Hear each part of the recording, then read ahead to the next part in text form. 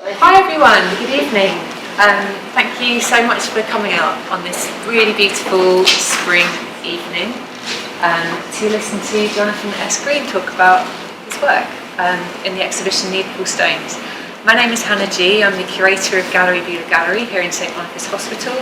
We're one of only a handful of contemporary art galleries that have a dedicated space in a hospital, not only in Canada but in the world, so we're really lucky in Winnipeg to have this space. Talking about the hospital space, one of the reasons I was really interested in having Jonathan's work here, apart from just loving it and wanting to share it with everybody, was how I was seeing some of his work around the corner. You'll see some of his pieces, some of the stones are propped up with these quite thin timbers. And I was thinking, gosh, I think that's going to really resonate with a lot of people who are coming into this hospital, who are being propped up themselves as patients, or are propping up loved ones who are receiving treatment, or who are feeling like they need support. And it can feel very precarious. It can feel very difficult to get that support. So I thought that would resonate with a lot of people. Jonathan has joined our community in Winnipeg pretty recently, about 4 years ago, and what an addition. We're so lucky to have him. Before I continue, or before I go on, I would like to read to you the hospital's land acknowledgement. So the St Boniface Hospital is located on the traditional territories of the Anishinaabe, the Cree, the Oji-Cree, Dakota and Dene peoples, and on the national homeland of the Red River Métis. We acknowledge that our water is sourced from Shoal Lake 40 First Nation. We respect the treaties that were made on these territories, and we acknowledge the harms and mistakes of the past. Recognising that we are all treaty people, we dedicate our efforts towards a more loving and compassionate world as we all move forward in a spirit of reconciliation and collaboration. And a hospital is a very, I think, potent place for this kind of land acknowledgement to be spoken in.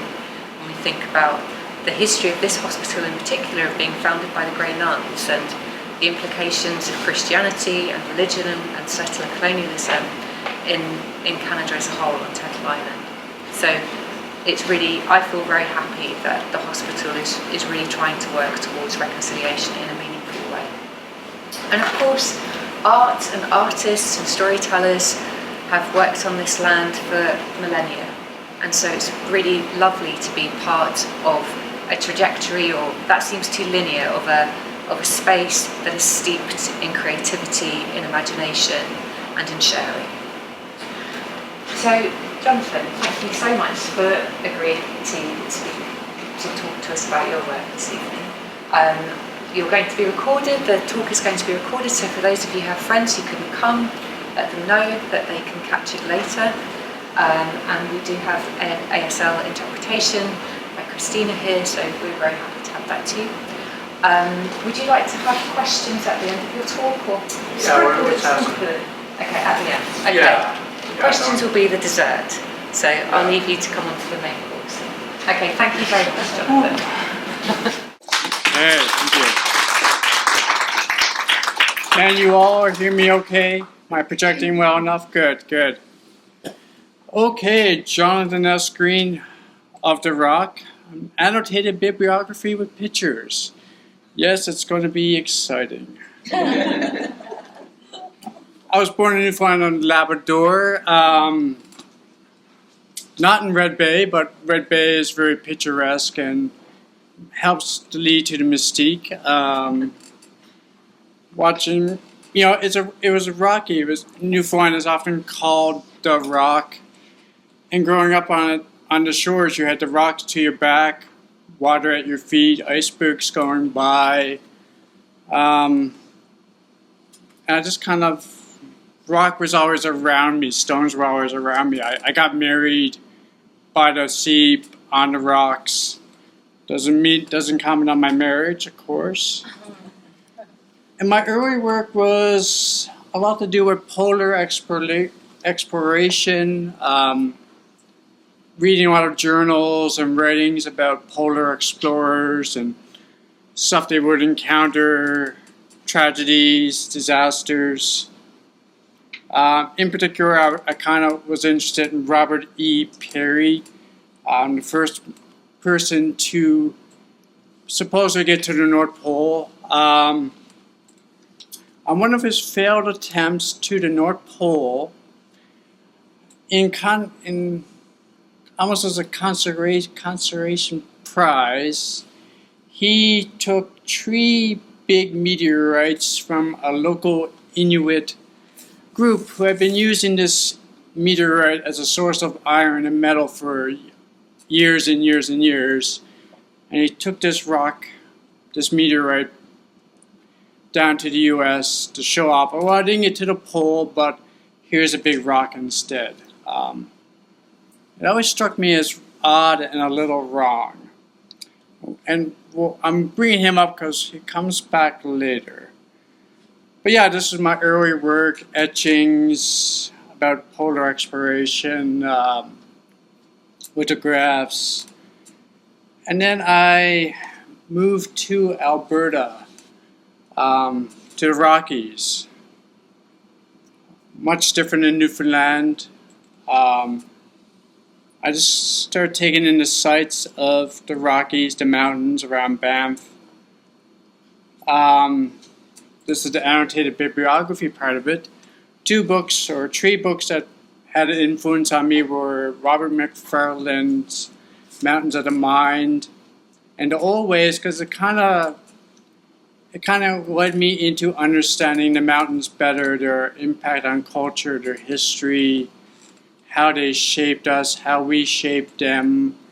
And yeah, it was very influential on my grad studies work at the University of Alberta. The other one was Hyper Objects by Timothy Morton. He got us thinking with Anthropocene, which is being thrown around really a lot in the early 2015s, 13s, 14s. And yeah, it was just very influential in thinking about how, through climate change, humans' impact on the world, and how objects influence us. So this is some of my grad studies work, investigating the landscape, how we try to contain or constrain or protect the landscape. So just really embracing the mountains. So for those wondering, these are intaglio prints, printed on digital outputs on Japanese paper and printed all together in one big batch just to show off. Yeah. I went to an art school that was a great grad program at University of Alberta for printmaking, and we were all about showing off, so yeah.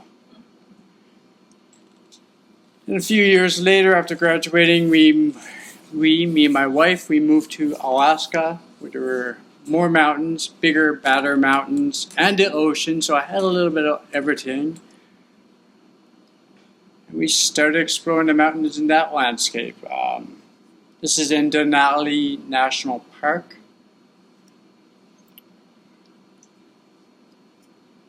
One of the books of that time period was Against the Anthropocene by T.J. Demos. And he was helping to kind of shape it a little more. He was a little more critical about Timothy Morton, more interested in investigating how, it's not just apocalypse. There is a post-apocalypse. There's a future after apocalypse. We can move and build it. I mean, I really enjoyed that. His criticisms and his ideas about going forward. And so I went from putting mountains and cabins to looking at kind of construction techniques, trying to protect these mountains, help them, trying to guard against stuff with these prints. So this is another intaglio print. I'm pretty proud of that one. I could nerd out on technique, but yeah, let's keep going. And then I came across Jeffrey Jerome Cohen's book Stone, An Ecology of the Inhuman.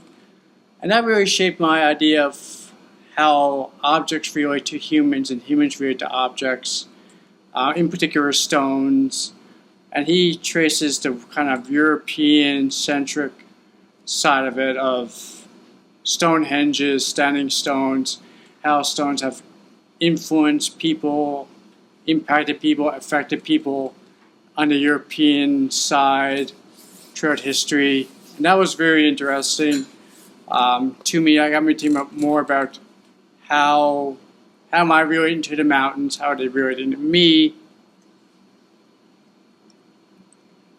I also was indulging my love of Jean-Claude and Christo, modernist artists, their land art.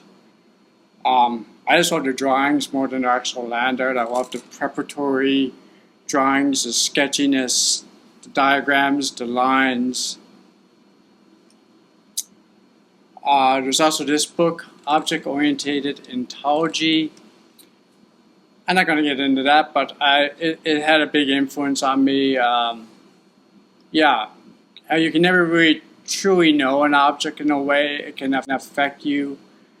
And some people say objects can't affect us, but his big example was art. Art affects us, even though it is just an object with paint or object with ink on it. It's just an inanimate object that does affect us. And as an artist, you kind of fall in love with that idea, of course. Of course art affects us. That's natural. Bruce Nauman was also another influence. Never enjoyed his work in pictures, in books. But I got to see an exhibition of his in New York. I was like, oh, now I get what people are talking about. Now. And I was like, wow, I love this guy. And I love his drawings again. And then while we were in Alaska, we experienced a 7.1 magnitude earthquake. And that really, I know all the puns. But it got me thinking about like the mountains. They do say climbing in Alaska and hiking in Alaska is harder than like the Rockies. And some of that is the environmental factors of you could be climbing a mountain and then there's earthquake and then there's avalanche or all these things. And just realizing all the metaphors for stone, stable as stone, rock solid, they no longer hold true in a earthquake area. Like, oh, rock solid? Like, you mean that rock solid area that the road was on? Yeah, it does. It doesn't really make sense anymore. They don't hold the same weight. And I did get thinking about my favorite mountains and, well, ones if they crumble, ones if they got shook too much. I know they were created by earthquakes and earth movements, but still, I do cherish them. And there's this image that kind of always stuck with me, and it was the meteor that Robert E. Peary found at the North Pole. There was this one little picture of some art preps back in the day. I don't know if they were unionized back then, but here they are propping up the meteor. And I came across this image again, making this slideshow, like, oh yeah, like this was there years ago, and that kind of influenced my next body of work of stone. So I went out and I got some rocks. I brought them back into the studio, made a maquette, and I started photographing them, propping them up, trying to like help them, trying to assist them, trying to shore them up. And I just really enjoyed that process, and so I started making prints of these photos. I'm not a photographer, never was, so everything I do has to be done the hard way by drawing. Not saying photography is easy, it isn't, and so I started drawing these rocks propped up, making etchings and prints of them, and just exploring, these huge weights and trying to think in the most kind of like simple way a person could makeshift help somebody, something like, I know an engineer would come up with something much more intricate and better, but I was an engineer. I just like, well, I wonder if I just stick this here. So I explored this for numerous prints through a couple of years. There was other bodies of work, but I kind of kept coming back to these stone pieces.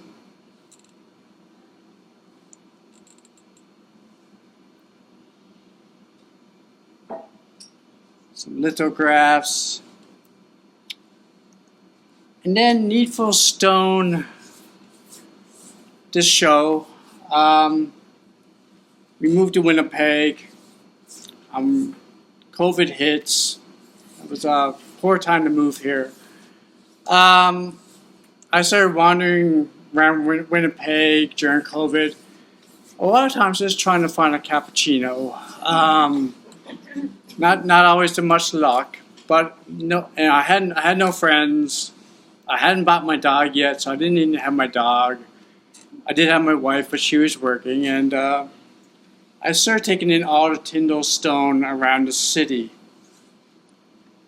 and just started thinking about it and finding out information about it, how it was limestone. Well, I use limestone. I do lithographs. And, I went back to reading about Marlene Kreitz. She's an artist based in Newfoundland, and she did a series of works in the 80s called A Hand to Standing Stones in Scotland. And I always liked land art of the 70s, but hers was a little different. It was a more intimate gesture. It was a more simple gesture. It wasn't pushing bulldozers around and forklifts. It was small movements.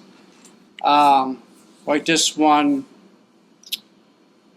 Oh, my Welsh is terrible. I'm just going to say burial chambers with paper. She just took some kitchen paper towel, and made, strokes in the landscape. And it was simple. It wasn't going to deface the landscape. She could just roll it back up and take it away. Like, these just very quiet, strong, but like almost like leaving no trace gestures on the landscape really appealed to me.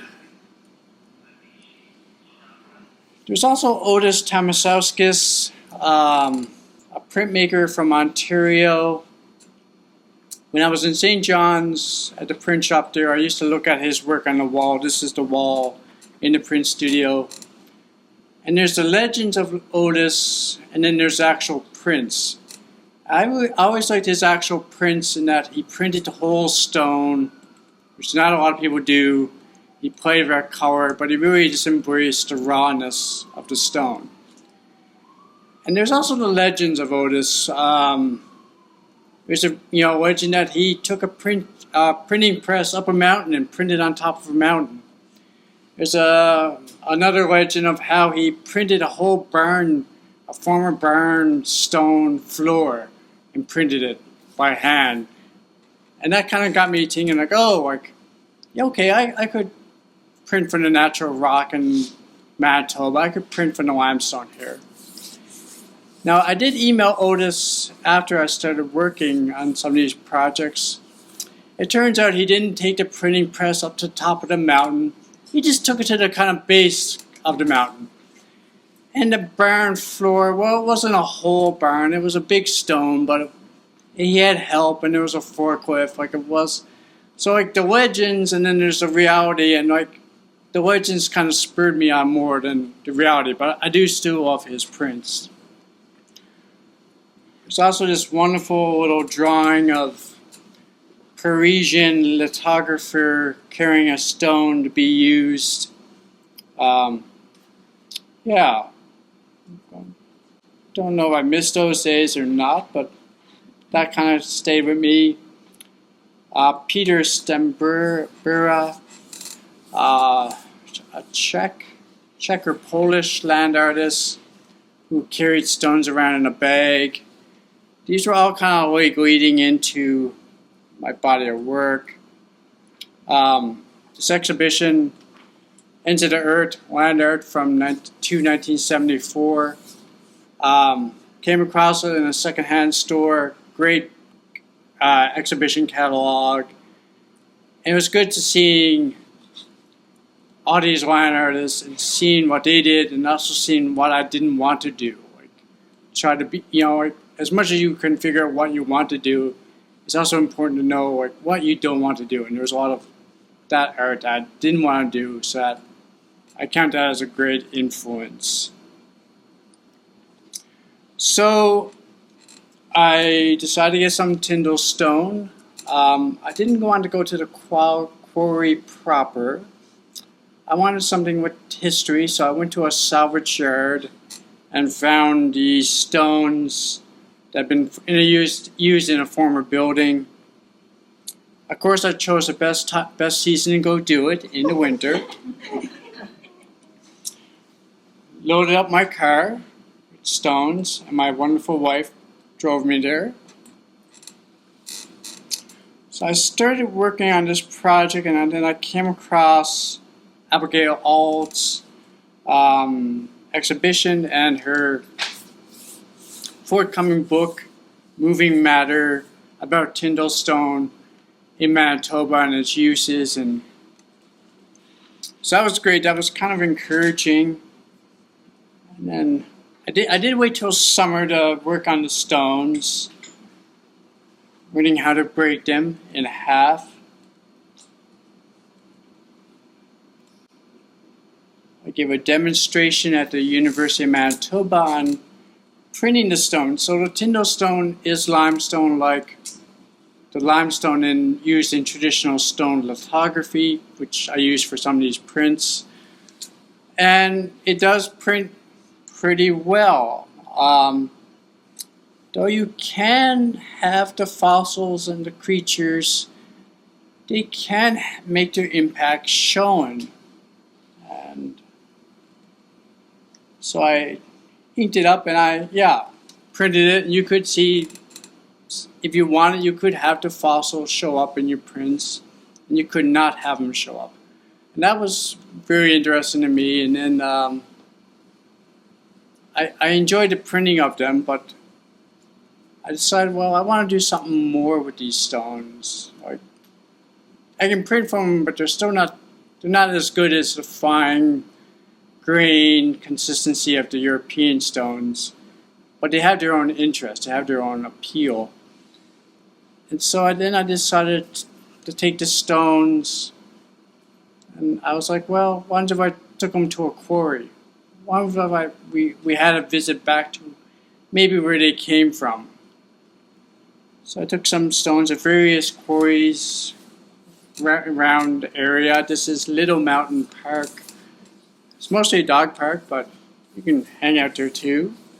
And it has a former quarry in the park. I could easily tell the limestone. I could tell where it once been cut by the 90-degree angles and straight lines of some of the pond.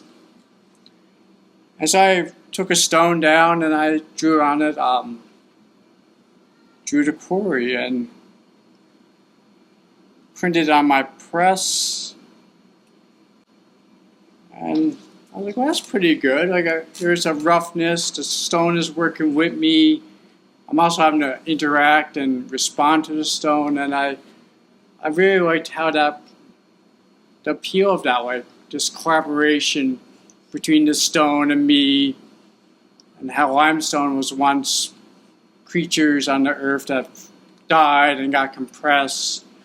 I always like telling my students in lithography class that, you're printing on the bones of the dead, like, that's a great pick-me-up to get them moving. And so I started working with different stones, going to different quarries, and printing imagery of these quarries on the stone. And just kind of visiting, taking the stone there, showing a lot of respect to it and letting it just sit, and I'll draw and I print it afterwards. And then we have them set up here in the studio or gallery, whatever this thing is called. So that is most of my influences on the show. There's lots of other books, there's lots of other artists and influences, but these are the ones that kind of stick out. And, you know, we don't want the extended annotated bibliography, we're just getting the shortcuts. But I guess I'll just mention what's next for me. In 2 weeks, I will be going to Svalbard Island in the Red for an artist residency called the Arctic Circle Residency. And I'll be up in the north on a tall sailing ship sailing around for 2.5 weeks with other artists and educators and people, and a crew, of course. So it does go back to those early days of rock and ice and water and ocean. And so it's weird how things kind of make their way around that way. But yeah, I guess I'll just end it there. Yeah, thank you.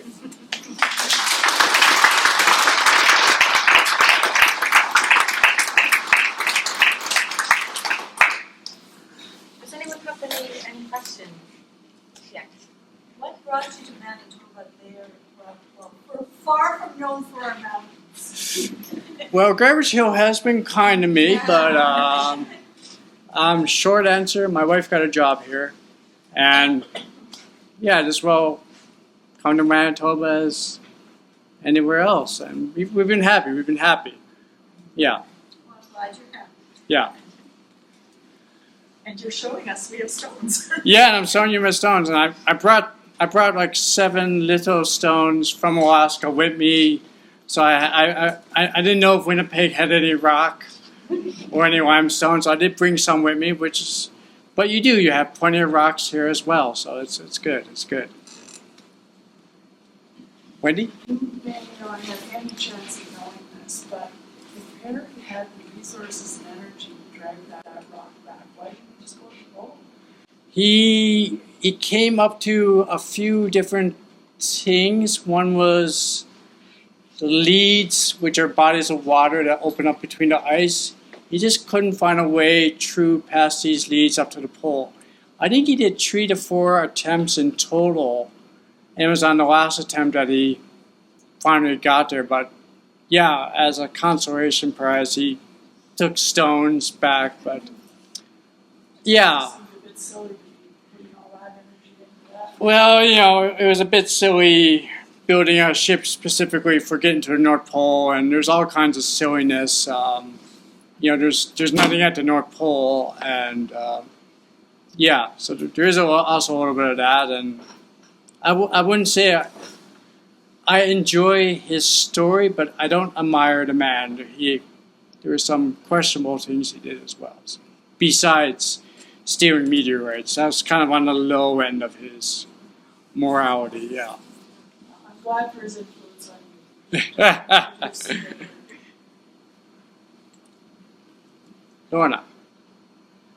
You have in your practice intaglio and lithographs Yes. and other things as well. What's your favorite, or what made you? Like, here it looks like you just do lithographs, but you do others as well. Do you find that's the one most suited to you, or? I started out, obviously, like most people, I wanted to be a painter, but I got a print scholarship, so I'll get back to painting one day, and just never did.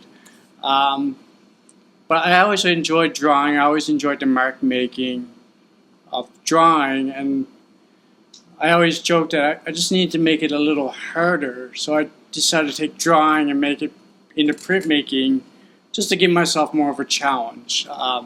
That's being a little facetious, but I do really just enjoy the variety of marks and textures and qualities of printed. I of the printed line, the printed piece. Like drawing wise, like you can do a charcoal drawing, but you'll never get as black as I do in my aqua tints. And lithograph wise, the textures I can get with lithography is so much easier than I could do with pencil or graphite.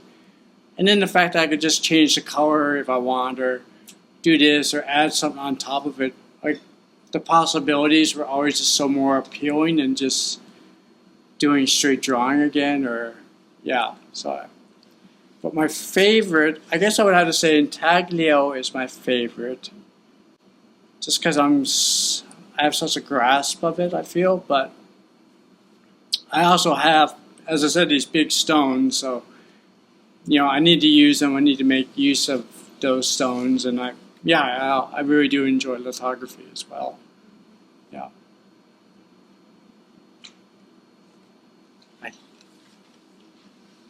If while you're drawing you feel like you've made a mistake, or you've taken the art in a direction that you don't want to go, can you erase it?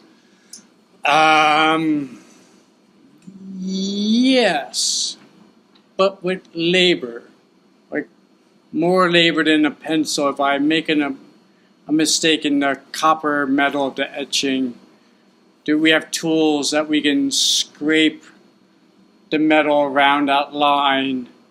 We scrape the metal away to kind of get rid of that line, and we polish it up to make it clean and to kind of get rid of that line. With lithography, you can go back and scrape away and then use some other chemistry to get rid of it, but it's a little more laborious than a simple drawing and an eraser. But you can fix mistakes. So do you start with an idea and transpose it to the rock, or does the rock inspire you to create something with the line that you see there?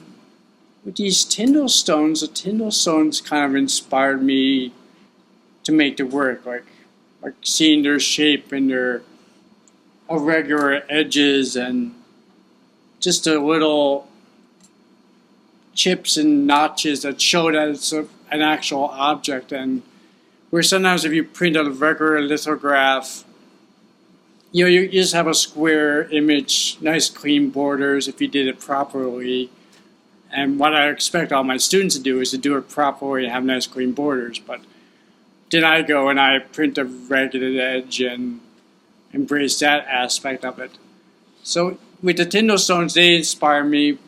With my usual other bodies of work, usually I have an idea and I'll usually start drawing on the stone or the plate right off. I don't really like to plan a drawing out and then redo it. I like to just get at it most of the time. Yeah. Is that true though? Because, like your sketchbook, you have it constantly, and you have different sections that you're building up that are one single idea, and then like that you end up kind of combining in its own idea. Like I don't think it's totally truthful for you to say that. Oh my God, my biographer.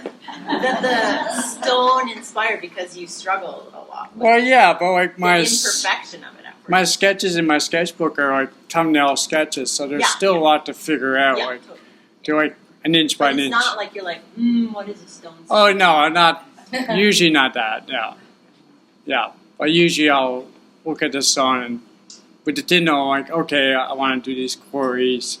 Let's take it to the quarry and draw it. But other stuff, yeah, it's sketching, thinking.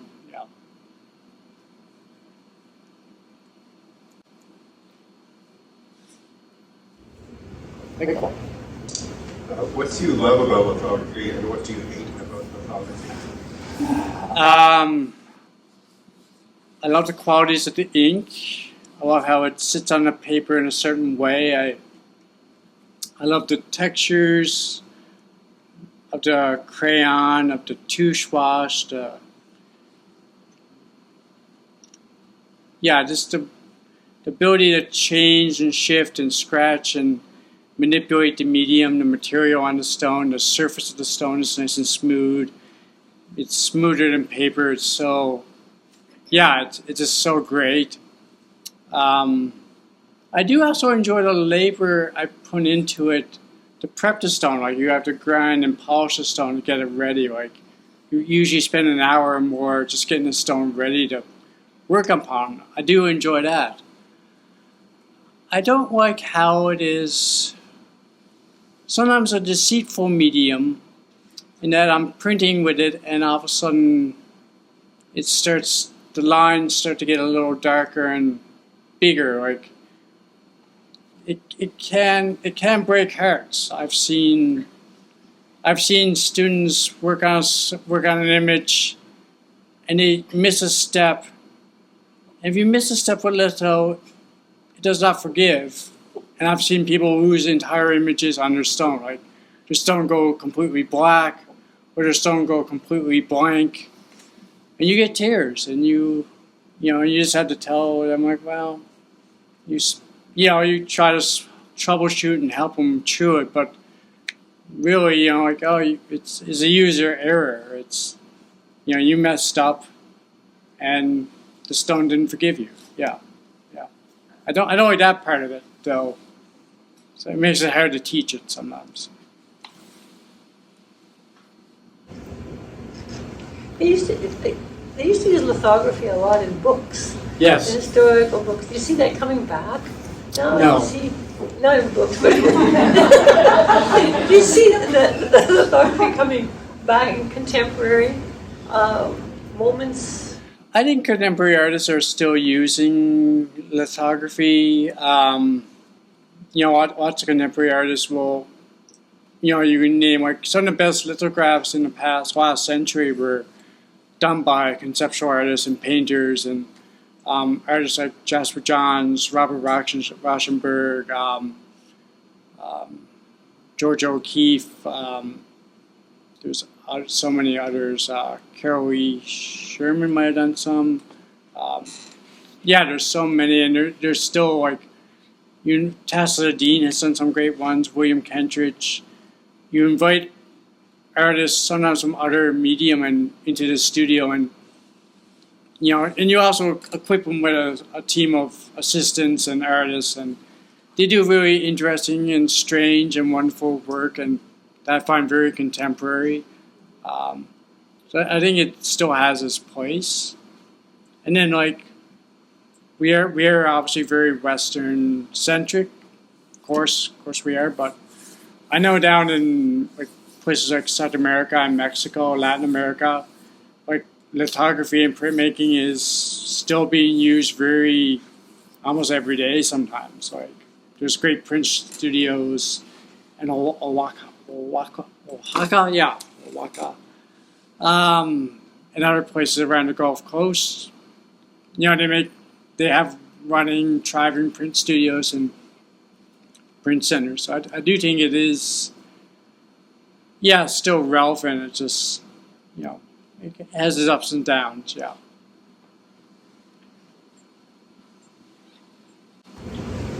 Jonathan, the show is called Needful Stones.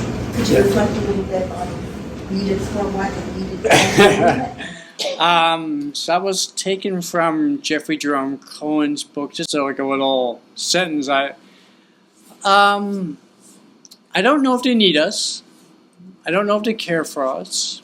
I don't know if, they want anything at all from us. But maybe they do. Maybe we just can't tell. Maybe we're not listening enough. Maybe we're not paying attention enough to stones or to other stuff in our world, in our environment. Maybe the river doesn't need us, but maybe the river does need our help now. So I'm just trying to reflect upon how we can't know everything of something. We can't know everything of another person. We can't know everything truly of a stone or of a fork or of a dog. We can't know these things, and so we had to kind of embrace that and unknown, but still acknowledge that what they do still affect us. Like, why do we gravitate towards that shiny, polished stone at the beach? Why do we stick a big giant rock in front of the University of Winnipeg and have people climb over it once a year? You know, there's these appeal, these things have an effect on us that we don't really know why and how, but they do affect us, and maybe we just need to care a little more, be mindful. Maybe they do have needs, maybe, yeah. Well, I think that might be a lovely way for us to end this artist tour. Jonathan, thank you. That was really lovely talk. It was lovely to hear you talk about your work. Thank you.